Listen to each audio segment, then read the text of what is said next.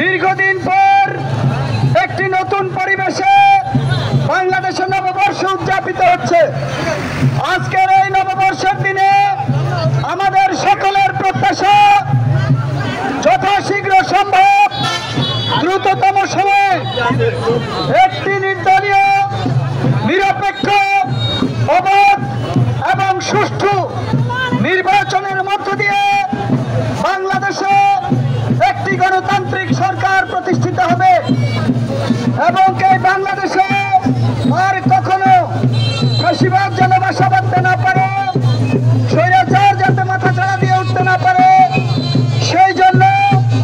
আপনারা সবাই ঐক্যবদ্ধ থাকবেন এই প্রত্যাশা রেখে আজকের এই র্যালিকে সফল এবং সার্থক করার জন্য লক্ষ্মীপুর জেলা বিএনপির পক্ষ থেকে সবাইকে শুভেচ্ছা এবং অভিনন্দন জানিয়ে আজকের র্যালি পরবর্তী এই সমাবেশ